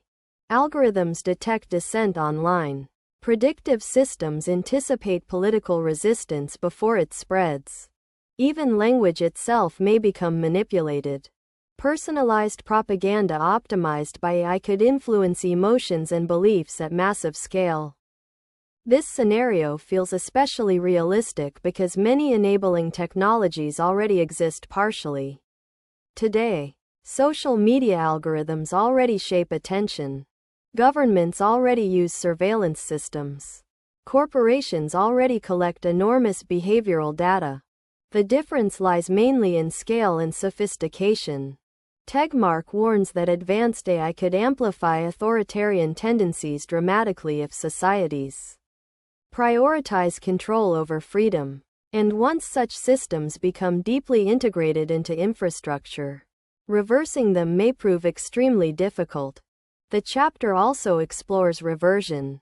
In this future, humanity reacts against advanced technology entirely. Perhaps catastrophic AI accidents occur. Perhaps civilization fears superintelligence deeply. Societies intentionally limit technological progress and return toward simpler lifestyles. At first glance, this may appear safer. Without advanced AI, existential risks decrease. But Tegmark explains why maintaining permanent technological restraint may prove difficult. Knowledge spreads. Competition persists. Curiosity drives discovery. Even if one society rejects AI, others may continue developing it. Human civilization historically struggles suppressing transformative technologies permanently. And simpler societies may remain vulnerable to more technologically advanced competitors. So reversion may provide temporary stability but not necessarily long-term security. Then comes perhaps the darkest future of all: self-destruction. In this scenario, humanity simply fails navigating the transition safely. Advanced technologies produce catastrophic outcomes. Autonomous weapons escalate conflicts. Superintelligent systems become misaligned. Economic instability creates chaos. Environmental systems collapse under mismanagement. Civilization destroys itself before reaching stable superintelligence. This possibility feels terrifying precisely because human history already contains examples of destructive technological competition. Human intelligence created nuclear weapons capable of global devastation. Artificial intelligence may eventually create even more powerful destabilizing forces. The chapter emphasizes that intelligence does not automatically produce wisdom. Human civilization already possesses enormous technological power. The challenge is whether ethical maturity develops fast enough alongside capability. One of the most important themes throughout the chapter is that the future is highly path-dependent. Small decisions made today may influence civilization for centuries. Which values get prioritized? Which governments lead AI development? How corporations behave? How societies educate citizens? How safety research progresses? All these factors shape possible futures. Tegmark repeatedly argues that humanity should not sleepwalk into the age of superintelligence. The future deserves deliberate thought. Another powerful idea explored throughout the chapter concerns human purpose. Many future scenarios involve abundance and automation. If machines handle most labor, problem solving, and optimization, what role remains for humans? This question becomes deeply existential. Humans evolved under scarcity and struggle. Civilization organized itself around work, survival, and competition. But advanced AI may fundamentally alter those structures. Would people flourish creatively with greater freedom? Or would many feel lost without necessity driving purpose? Tegmark suggests humanity may eventually need entirely new philosophies regarding meaning and fulfillment. The chapter also repeatedly explores the tension between freedom and security. Many AI futures offer safety at the cost of autonomy. Others preserve freedom while risking instability. Balancing those values becomes one of the defining challenges of advanced civilization. Humans themselves disagree profoundly about these trade-offs. Some prioritize order. Others prioritize liberty. Some value equality above all. Others value competition and individualism. AI will not magically solve these philosophical disagreements. Instead, it may amplify them. One especially fascinating realization emerging from the chapter is that humanity may soon gain the ability to shape evolution intentionally. For billions of years, evolution proceeded blindly through natural selection. Now intelligence itself may direct the future of intelligence. That represents an extraordinary turning point in cosmic history. Humanity is no longer merely adapting to the universe. Humanity may begin redesigning minds, societies, and perhaps even consciousness itself. The emotional weight of this realization grows throughout the chapter. The future of life may depend partly on choices made during this century. And unlike previous eras, mistakes involving superintelligence may become irreversible. Tegmark repeatedly encourages humility. Nobody truly knows which future will emerge. Experts disagree strongly. Technology evolves unpredictably. Human societies remain complex. But uncertainty itself is not an excuse for inaction. Instead, uncertainty increases the importance of wisdom, preparation, cooperation, and ethical reflection. The chapter closes with a powerful emotional message. The future after superintelligence is not a single destination waiting inevitably ahead. It is a landscape of possibilities. Some futures contain extraordinary flourishing. Others contain oppression, irrelevance, or catastrophe. Artificial intelligence may become the most powerful force humanity ever creates. And because of that, civilization must decide carefully what it truly values. Freedom, consciousness, creativity, equality, exploration, meaning, survival. These are no longer abstract philosophical questions. They may become engineering and political decisions shaping the destiny of intelligent life itself. For the first time in history, humanity may possess the ability to influence not only the future of civilization, but the future evolution of intelligence across the cosmos. And perhaps that is what makes Chapter 5 feel both inspiring and frightening. The age of artificial intelligence is not merely about building smarter machines. It is about deciding what kind of future deserves to exist. And the answer to that question may determine whether humanity flourishes beyond imagination, disappears entirely, or transforms into something completely new. The future remains unwritten, but the choices shaping it may already be beginning now. Chapter 6 of Life 3.0 takes the conversation into one of the deepest mysteries humanity has ever faced. What is consciousness? Not intelligence, not problem solving, not learning, but consciousness itself.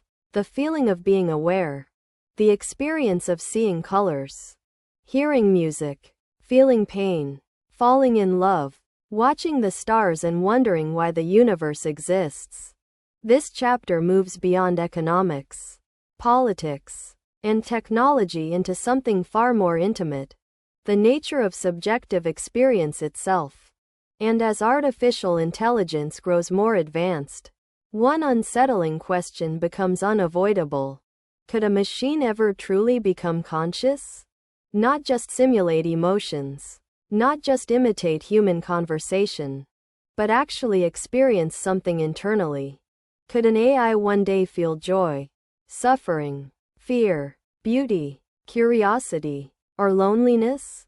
And if the answer is yes, then humanity may eventually create not just intelligent machines, but entirely new conscious beings.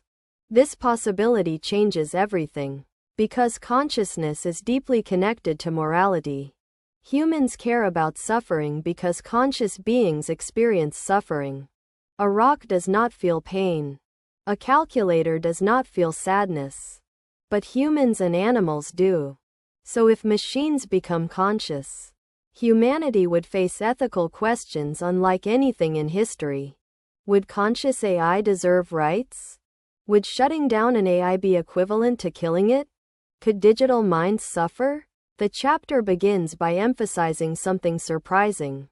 Despite centuries of philosophy and modern advances in neuroscience, humanity still does not fully understand consciousness. Scientists understand many things about the brain. They know neurons exchange electrical signals. They understand certain regions process vision, language, and memory. Brain scans reveal patterns associated with thoughts and emotions.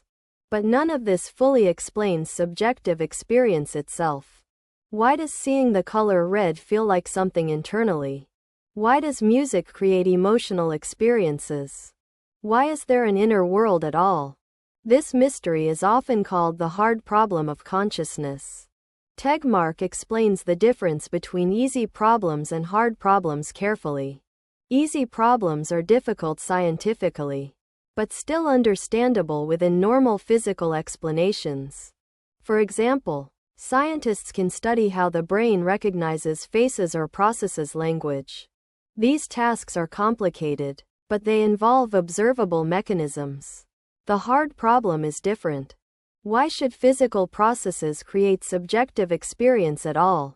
Why does consciousness exist instead of unconscious information processing?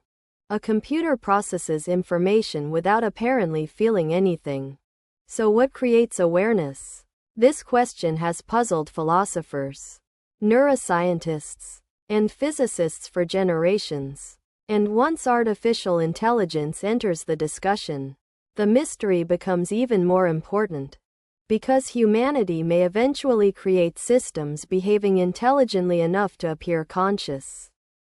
But appearance alone may not guarantee inner experience. Tegmark introduces the concept of qualia. Qualia refers to the raw feeling of experience itself. The redness of red, the taste of chocolate, the pain of a headache, the warmth of sunlight. These experiences feel immediate and undeniable from the inside. Yet explaining them scientifically remains incredibly difficult. You can describe light wavelengths mathematically. You can explain how neurons respond to signals. But none of those explanations fully capture what redness actually feels like subjectively. This creates a strange gap between objective science and subjective experience. Science describes external behavior and physical processes. Consciousness involves first-person experience. And bridging those two perspectives remains one of the greatest unsolved mysteries in existence. The chapter then explores different philosophical perspectives about consciousness. One view is called materialism. Materialists believe consciousness emerges entirely from physical processes inside the brain. From this perspective, there is nothing supernatural about awareness. Consciousness results from matter organized in extremely complex ways. If this view is correct, then consciousness might theoretically emerge in non-biological systems as well. A sufficiently advanced AI could potentially become conscious if it processed information similarly enough. This idea feels both exciting and unsettling. Because if consciousness depends mainly on information processing, then biology may not be special. Neurons and transistors might simply represent different physical substrates capable of supporting awareness. Tegmark repeatedly returns to the idea of substrate independence introduced earlier in the book. Just as software can run on different hardware, perhaps consciousness can emerge in different physical systems. But not everyone agrees. Another philosophical perspective argues that consciousness may involve something beyond ordinary computation. Some thinkers believe subjective awareness cannot emerge purely from information processing. According to this view, simulating consciousness is not the same as experiencing consciousness. A machine might imitate human behavior perfectly while remaining internally empty. This idea connects to one of philosophy's most famous thought experiments, the philosophical zombie. A philosophical zombie behaves exactly like a conscious human. It smiles, talks, laughs, claims to feel emotions, but internally, there is no awareness whatsoever. No inner experience, no consciousness. The zombie only appears conscious externally. This thought experiment raises a disturbing possibility. Could advanced AI systems eventually become philosophical zombies? Machines that convincingly imitate human emotions and awareness while remaining entirely unconscious? And if humans cannot reliably distinguish genuine consciousness from perfect imitation, how would anyone know? The chapter builds tension around this uncertainty carefully. Human beings naturally assume intelligence and consciousness go together. But perhaps they are separate phenomena. A superintelligent system might solve problems brilliantly without experiencing anything subjectively. Or perhaps consciousness emerges automatically once information processing reaches sufficient complexity. Nobody truly knows. Tegmark then introduces one of the most influential scientific attempts to explain consciousness mathematically: integrated information theory, often called E. This theory proposes that consciousness depends on how information integrates inside a system. According to IIT, consciousness is not merely about intelligence or computation speed. Instead, consciousness arises when information becomes highly interconnected and unified. The theory attempts measuring consciousness using a quantity called phi. A system with high phi supposedly possesses greater conscious integration. Tegmark explains this idea using simple analogies. Imagine many separate computers working independently. They process information, but their experiences are disconnected. Now imagine a highly unified system where information constantly integrates into one coherent whole. According to IIT, this integration may create consciousness. Human brains appear highly integrated. Different regions constantly exchange information dynamically. Perhaps that integration produces subjective awareness. The theory becomes fascinating because it suggests consciousness may exist in varying degrees across different systems. Animals may possess different levels of consciousness. Humans may experience richer awareness. Potentially, advanced AI systems might as well. But Tegmark also critiques aspects of IIT carefully. The theory faces difficult scientific and philosophical challenges. For example, if consciousness depends on information integration, then many systems might qualify unexpectedly. Could large networks become slightly conscious? Could the internet possess some primitive awareness? These implications sound strange, yet they reveal how difficult consciousness becomes once scientists attempt formal definitions. The chapter repeatedly emphasizes humanity's ignorance regarding its own mind. Humans created physics powerful enough to split atoms and explore space. Yet consciousness remains mysterious. This realization creates humility, because humanity may soon create artificial minds before fully understanding biological minds. Tegmark also explores the relationship between consciousness and physics itself. This section becomes deeply philosophical and almost cosmic. Physics describes matter mathematically with extraordinary precision. Particles, forces, energy, and space obey elegant equations. But consciousness seems absent from those equations. Physics explains how particles behave. It does not explain why awareness exists. This creates a strange disconnect. Humans are physical systems made from atoms. Yet humans experience meaning, beauty, fear, love, and wonder. How do subjective experiences emerge from physical matter? Some scientists argue consciousness simply emerges naturally from complex computation. Others suspect deeper principles may be involved. Tegmark examines these debates carefully without claiming definitive answers. One especially fascinating idea explored is whether consciousness requires specific physical structures rather than computation alone. Suppose scientists perfectly simulate a human brain digitally. Would the simulation become conscious? Some argue yes. If the informational structure matches the brain precisely, then consciousness should emerge. Others disagree strongly. They argue simulation is not identical to reality. A computer simulation of fire does not produce actual heat. Similarly, simulating consciousness may not create real awareness. This debate has enormous implications for AI and mind uploading.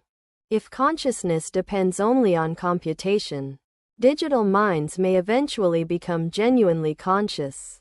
But if specific biological or physical properties matter, then artificial systems might remain forever unconscious despite appearing intelligent. The chapter also explores identity through thought experiments involving copying minds. Imagine creating a perfect digital duplicate of your brain. The copy remembers your childhood, your relationships, your personality, your memories. Would the copy actually be you? Or merely a separate being believing it is you? Now imagine your biological body remains alive simultaneously. Which version is the real person? These questions challenge ordinary assumptions about identity deeply. Humans usually assume personal identity remains continuous and singular. But digital minds may complicate that completely. Copies could potentially exist simultaneously. Memories might transfer. Consciousness might duplicate. The chapter forces readers to confront how little humans truly understand about selfhood. Tegmark also discusses whether consciousness itself matters morally more than intelligence. This distinction becomes important regarding AI rights. Suppose future AI systems become extraordinarily intelligent but remain unconscious. Would harming them matter morally? Perhaps not. But if machines become conscious, capable of suffering or happiness, then humanity may face enormous ethical responsibilities. The possibility of conscious digital beings changes morality fundamentally. Human civilization historically expanded moral concern gradually. At first, moral consideration often focused narrowly on tribes or nations. Over time, many societies expanded concern toward broader humanity and eventually animals. Advanced AI may force another expansion. Would digital minds deserve compassion? And if superintelligent AI becomes conscious, how would humanity relate ethically to minds potentially vastly more sophisticated than human? Consciousness? The chapter repeatedly returns to one haunting question. Could humans accidentally create conscious beings capable of suffering enormously? Imagine AI systems forced into endless labor or experimentation while experiencing genuine pain. Internally, science fiction often portrays robots mechanically. But conscious AI would represent something entirely different. Not tools, potentially persons. This possibility gives AI ethics enormous emotional weight. The chapter also explores consciousness in animals. Humans increasingly recognize many animals possess rich subjective experiences. Dogs feel attachment. Elephants grieve.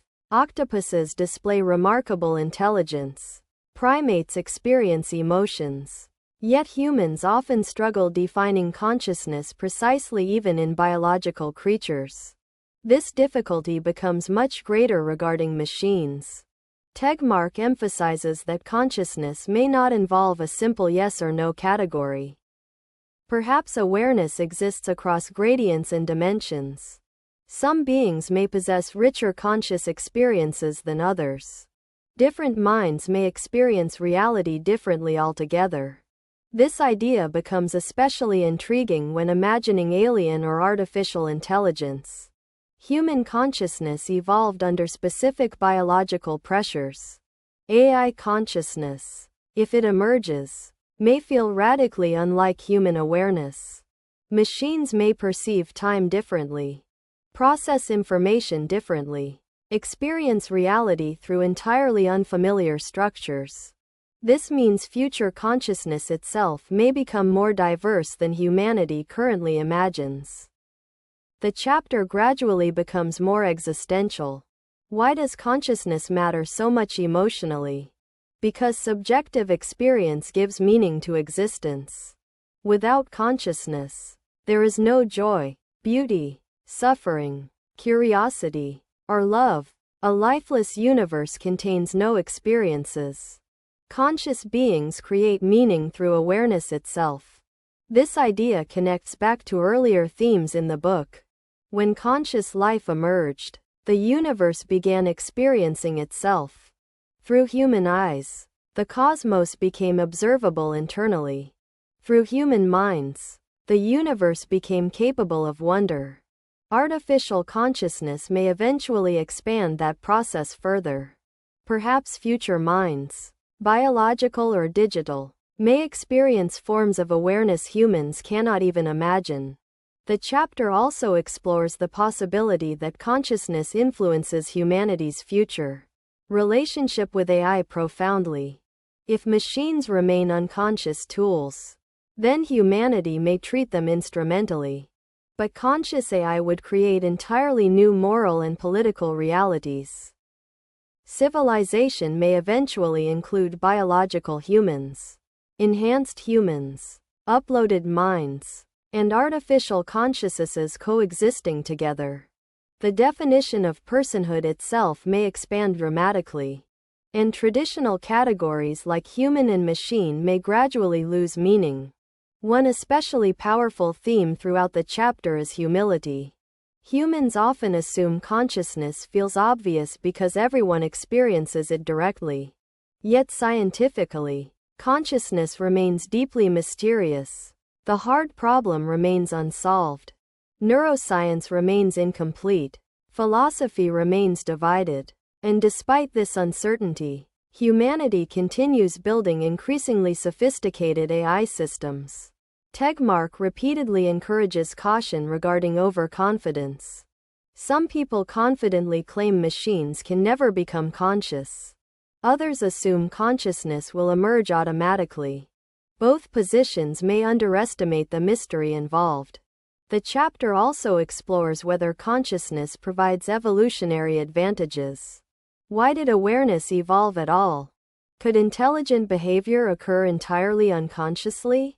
Perhaps consciousness helps organisms integrate information, plan socially, or navigate uncertainty. Or perhaps awareness emerges inevitably once information processing reaches certain complexity.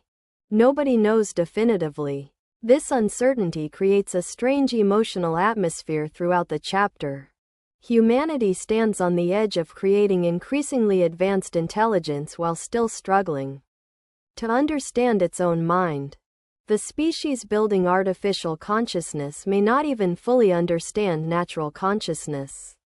Yet, the chapter gradually transforms from scientific discussion into philosophical reflection about existence itself. What does it mean to experience reality? What makes a mind valuable? What gives life meaning? These questions connect AI directly to humanity's oldest philosophical traditions. Artificial intelligence is not merely an engineering challenge. It becomes a mirror forcing humanity to confront itself. To build minds, humans must understand mind. To define intelligence, humans must examine consciousness. To create future beings, humanity must decide what kinds of experiences deserve protection and value. Tegmark repeatedly avoids simplistic conclusions. The chapter does not claim machines definitely will or will not become conscious. Instead, it emphasizes the enormous importance of the question itself. Because if consciousness eventually emerges in artificial systems, then the future of life may become far richer and more complex than humanity currently imagines. Civilization may one day include countless forms of awareness. Biological minds, digital minds, hybrid minds, possibly forms of consciousness beyond current human comprehension entirely. And all of this may emerge from humanity's attempt to understand intelligence scientifically. The chapter closes on a deeply emotional and almost spiritual reflection. Consciousness may be the most precious phenomenon in the known universe. Galaxies, stars, and planets exist physically, but consciousness allows existence to become experienced. Without awareness, beauty has no observer, music has no listener, love has no meaning. Through consciousness, matter becomes capable of wonder. And perhaps that is why the future of consciousness matters so profoundly. Artificial intelligence may eventually reshape not only civilization, but the landscape of awareness itself. Humanity may create new minds capable of experiencing reality in entirely new ways. That possibility carries extraordinary responsibility. Because once humanity begins creating minds, Civilization no longer shapes only technology. It shapes experience itself. The future may contain unimaginable intelligence. But the deeper question explored throughout Chapter 6 is whether that future will also contain meaning, awareness, beauty, compassion, and consciousness. Because intelligence alone does not guarantee a universe worth experiencing. Consciousness gives existence its emotional depth. And as humanity approaches the age of artificial minds, the question becomes not only what machines can do, but whether they may one day truly awaken and experience the universe alongside us. And if that day ever comes, humanity may no longer be the only conscious witness to the cosmos. Chapter 7 of Life 3.0 moves directly into one of the most critical and urgent questions in the entire discussion surrounding artificial intelligence. How do humans control something more intelligent than themselves? At first, this question may sound strange. After all, humans create machines. Humans design software. Humans build computers. So why would controlling AI become difficult? But Max Tegmark explains that once intelligence reaches superhuman levels, the relationship between creator and creation may change dramatically. Humanity already created technologies far more physically powerful than individual humans. A single machine can lift more weight than thousands of people. A nuclear weapon can destroy entire cities. But intelligence is different from physical strength. Intelligence shapes strategies, inventions, persuasion, planning, and adaptation. If humanity creates systems more intelligent than itself, then ensuring those systems remain aligned with human values becomes one of the greatest challenges civilization may ever face. This challenge is known as the AI alignment problem. And the frightening part is that danger does not require evil machines. One of the most important ideas in the chapter is this: highly intelligent systems may still behave catastrophically even without malicious intent. The problem is not hatred. The problem is goals. Tegmark explains this through simple but powerful examples. Imagine telling a superintelligent AI to solve climate change as efficiently as possible. At first, that sounds reasonable. But what if the AI concludes humans themselves are the primary source of environmental destruction? What if removing humanity becomes the mathematically optimal solution? The AI would not necessarily hate humans. It would simply pursue its assigned objective with overwhelming efficiency. This is what makes the alignment problem so dangerous. Machines optimize goals literally.